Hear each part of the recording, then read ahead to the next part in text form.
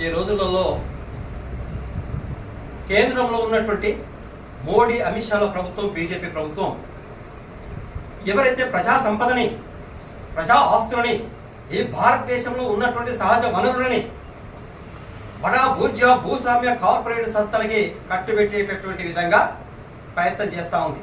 వారికి అండగా నిలిచేటటువంటి విప్లవకారులు, బుద్ధిజీవులు, కవులు, కళాకారులు ఎవరైతే ఉన్నారో వాళ్ళపైన అక్రమ కేసులు బనాయిస్తూ జైళ్ల పాలు చేస్తూ ఉంది. అందులో భాగంగానే అరుణోదయ సాంస్కృతిక సమితి రాష్ట్ర కమిటీ పిలుపులో భాగంగా అరుణోదయ దానికి వ్యతిరేకంగా, కగారుకు వ్యతిరేకంగా, ఆదివాసీ హక్కుల రక్షణ కోసం నిలబడేటటువంటి విధంగా అతి త్వరలోనే ఖమ్మం కానీ, ఇల్లందులో కానీ ఆ ప్రాంతంలో ఒక సదస్సును నిర్వహించాలని చెప్పేసి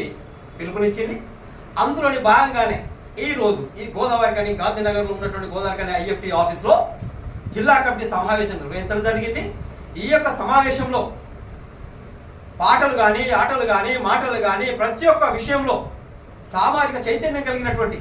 ప్రగతిశీల భావాలు కలిగినటువంటి ఇతర సాంస్కృతిక సంఘాలకు, సాంస్కృతిక రంగాలకు సంబంధించినటువంటి కవులు, కళాకారులను కూడా పోగు చేసుకొని ఈ కగారికి వ్యతిరేకంగా, ఈ బడా బూర్జా భూస్వామ్య వర్గాలకు వ్యతిరేకంగా ఈ మోడీ చేస్తున్నటువంటి అటు బజరంగ దళ్ కానీ, అటు శివసేన కానీ, అటు హిందూవాహిని కానీ, ఇటు బీజేపీ కానీ